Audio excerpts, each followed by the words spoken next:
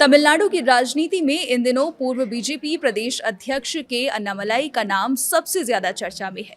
BJP छोड़ने के बाद उन्होंने वी द लीडर्स नाम से एक नया राजनीतिक आंदोलन शुरू किया और इसकी शुरुआत ने राजनीतिक गलियारों में हलचल मचा दी है।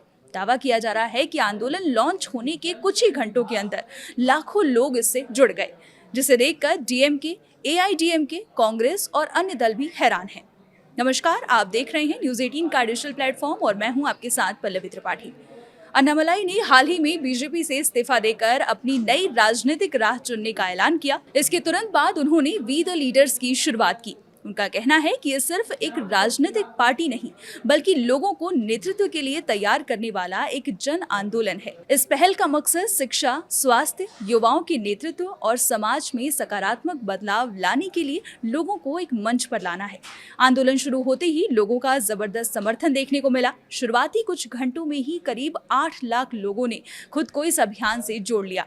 इसके बाद सदस्यता का आंकड़ा लगातार बढ़ता गया और 24 घंटे के अंदर ये संख्या 13 लाख से भी अधिक पहुंच गई। अन्नामलाई ने सोशल मीडिया पर लोगों का धन्यवाद करते हुए कहा कि उन्हें समर्थन से खुशी के साथ साथ बड़ी जिम्मेदारी का एहसास भी हो रहा है। उनका कहना है कि लोग बदलाव चाहते हैं और यही कारण है कि इतने कम समय में इतने बड़े पैमाने पर समर्थन मिला है। अपने आंदोलन की घोषणा के दौरान अन्नामलाई ने तमिलनाडु की राजनीति में परिवारवाद और व्यक्ति पूजा पर भी निशाना साधा। उन्होंने कहा कि राज्य की राजनीति को नए विचारों और नए नेतृत्व की जरूरत है। उनका दावा है कि उनका आंदोलन ऐसी राजनीति के खिलाफ खड़ा होगा जहां कुछ परिवारों या व्यक्तियों के इर्द गिर्द पूरी व्यवस्था घूमती है। राजनीतिक जानकारों का मानना है कि अन्नामलाई का ये कदम तमिलनाडु की राजनीति में बड़ा बदलाव ला सकता है। पूर्व आईपीएस अधिकारी रहे अन्नामलाई पिछले कुछ सालों में राज्य की राजनीति में एक मजबूत चेहरा बनकर उभरे हैं। युवाओं के बीच उनकी लोकप्रियता भी काफी बताई जाती है।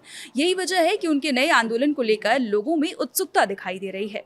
ऑपोजिशन अन्नामलाई के इस कदम पर नजर बनाए हुए है। कई पॉलिटिकल एक्सपर्ट्स का मानना है कि अगर ये आंदोलन इसी तरह लोगों को जोड़ता रहा तो आने वाले समय में ये एक राजनीतिक पार्टी का रूप ले सकता है और तमिलनाडु की राजनीति में नई चुनौती पेश कर सकता है। खुद अन्नामलाई भी संकेत दे चुके हैं कि उचित समय आने पर यह आंदोलन एक फुल फ्लेज्ड पार्टी में बदल सकता है। फिलहाल सबसे बड़ी चर्चा इस बात की है कि वी द लीडर्स को मिली शुरुआती सफलता ने तमिलनाडु की राजनीति में नई बहस छेड़ दी है। लाखों लोगों का कुछ ही घंटों में जुड़ना ये दिखाता है कि राज्य में नए राजनीतिक विकल्पों को लेकर उत्सुकता मौजूद है। अब देखना होगा कि आंदोलन आगे चलकर क्या रूप लेता है। फिलहाल के लिए इतना ही। देखते रहिए न्यूज 18।